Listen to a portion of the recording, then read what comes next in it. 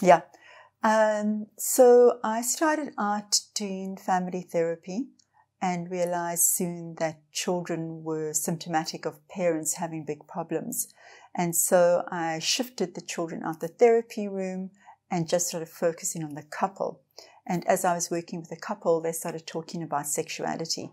This was pre-1994. Now, because you're in South Africa, you obviously have to be aware of the politics, because the politics have an incredible impact on our microcosmic world as well. So this was just pre-94, and there wasn't any training in sexuality. So in 1994, as democracy broke, I was able then to start training as a sexologist. So I became certified in America with an organization called ASECT, and I then got my doctorate in San Francisco in human sexuality. And that was 25 years ago.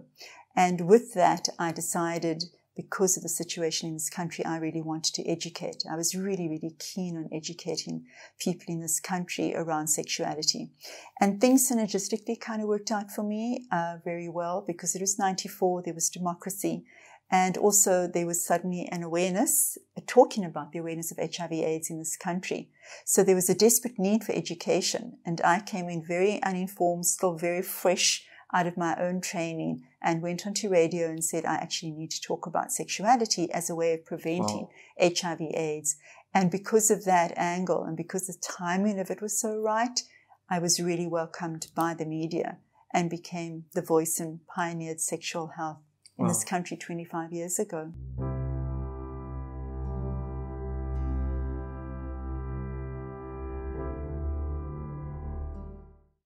I started out with the basic 101 around sexuality and sex education, because we had nothing. There was censorship in our country. So people were absolutely deprived of information across the board. Nobody knew anything. So I started off with basic 101 sex education. And then as I evolved and the country evolved and people wanted to know things differently, sexual medicine became a profession with the birth of Viagra in 1999. And internationally, I was part of that birthing. I worked a lot with Pfizer. I launched Viagra in this country, and we became very medicalized. So there was a focus on pathologizing sexuality.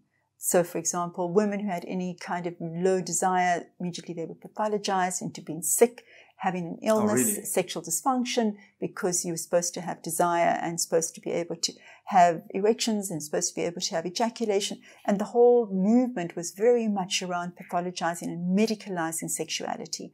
And after a while, it began to feel for me very uncomfortable, because primarily I am a practitioner and I work in this therapy room from 8 a.m. to 8 p.m. every day. I work with couples almost exclusively.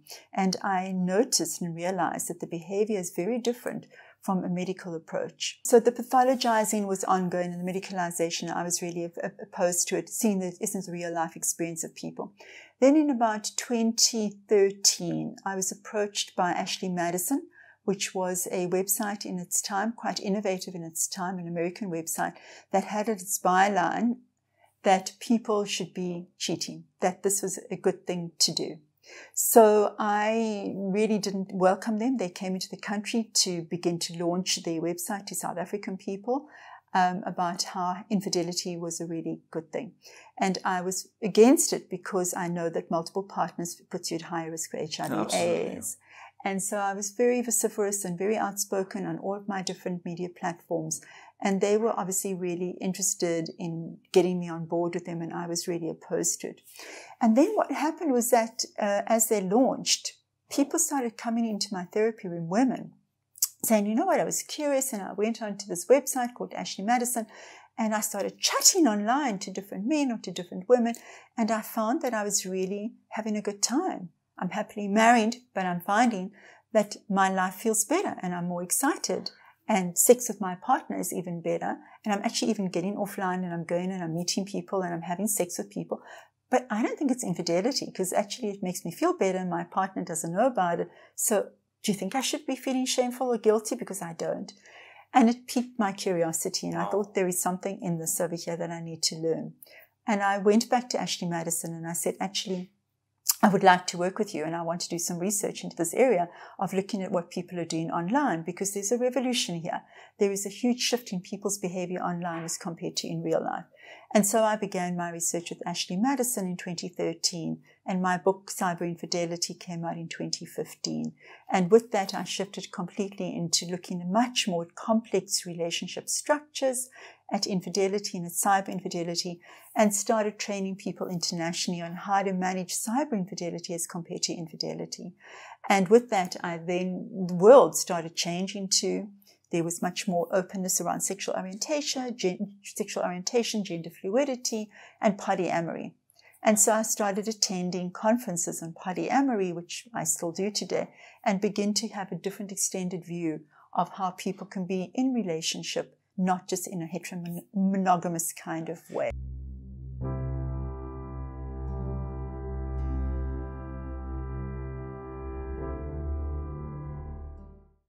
So the actual definition of cyber infidelity that I use is of two people, usually two people, it can include more, who are in attached or committed relationships, who follow the traditional principles of commitment, monogamy, and sexual fidelity, and find themselves technologically online chatting to each other, but keeping it secret from a partner. So if a partner were to find out what they're doing, they would feel betrayed, and they would feel very heartsore around that. So big part of the work that I do with couples who do come here because of cyber infidelity is work with what their definition is. And each one of them will have a very different definition, which is where the work needs to begin. We go back to looking at principles and values around what do I want in a relationship? Do I still want to honor commitment to you? Do I still want to have monogamy, which is just being in love with only you? Do I want to have sexual fidelity, meaning I only am going to be sexual with you? So they have to go through a process of really restructuring or rethinking their agreements around their relationship.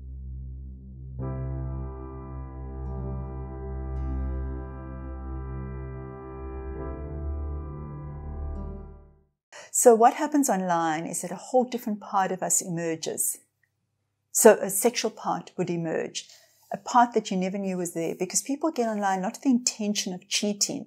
They just fall, as I kept talking about in my book, down the rabbit hole. Yeah. You start chatting, and in like 3 minutes, you're talking to somebody, and then in 24 hours, it's become sexual, and you're sending images of yourself.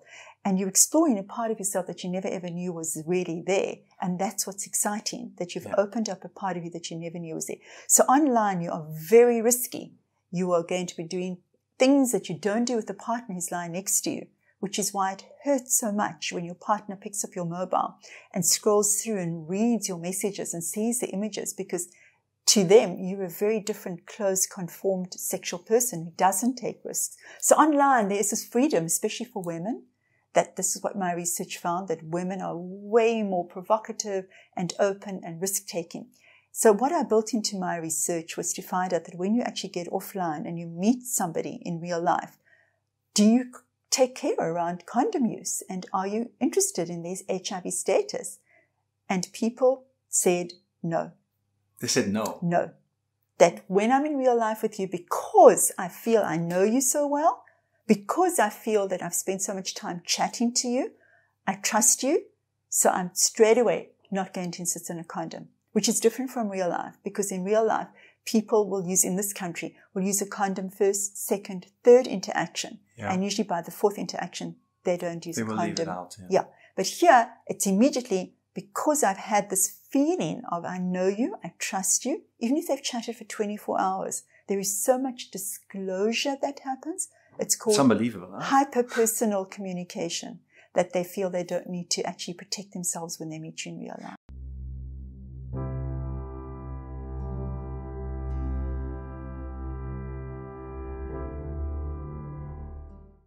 Well, I'm always humbled by that label, but apparently I do have that, and I have to go into what I always tell my clients. I do have to go into self-pride and take acknowledgement for being kind of a naive pioneer. I didn't go into this work thinking, oh, wow, you know, I want to be a media celebrity. I want to be a role model. I want to be a pioneer. I just organically went into it because I have a huge amount of passion for education and for people and for getting people out of pain and for making sure that people get the education. So I guess I feel proud. I've just been also put into a Launch magazine of one of the top 40 influential women in this country. So I feel, that I have, and sometimes also great sacrifice to myself in terms of my own personal life, my own sexuality, and my own threat to myself. And it's not been easy in that way. So I didn't deliberately put myself into this place, but I feel very proud that I am honored and have been incredibly honored.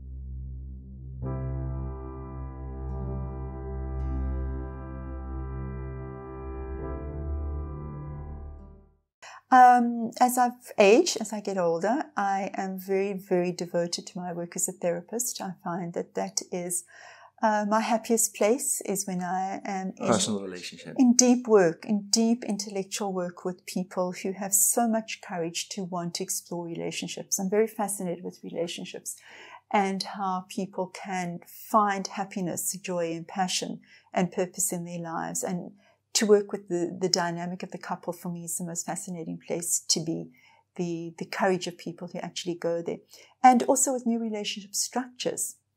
Singlehood is a big new relationship structure, friendship, and teaching and talking, working with people around opening up relationships and looking how to be happy. I just think that that's the essence of it, how to be happy and live with purpose. So that's one part of the work that I'm still very devoted to and will be. I think I could do that until I die. I think I'll die in this therapy room, being very happy, locked into a therapy room. But the other part of my work that I'm very invested in is something called medico-legal work. And I've pioneered that as well, where I have brought to attention in the world of medical negligence and in personal injury, the rights of people to be compensated for the loss of sexual health. So anyone who's undergone any kind of medical negligence or personal injury, meaning car, motor vehicle accident or motorbike accident, and has got injuries or disabilities as a result of that, they have a right to be compensated for loss of sexual health. So I have become a sexual health medico-legal expert, where I would appear in court as an expert witness. I do a lot of assessments for people who have been injured in that way, and would then give my reports to lawyers who hire me to be able to use that in terms of their claimants in court as well, to say people have a right to sexual health, people have a right to feel the pleasure of being sexual and connecting with people. So that's another big part of my work. And I will continue to be training in trauma, because all of my work is so traumatically based, and I'm very invested in working with people's trauma. That's absolutely amazing. I was fascinated when I was reading your research, and I'm even more fascinated today having you as an interviewee on this podcast. Marlene Wasserman, thank you so much. Thank you very much.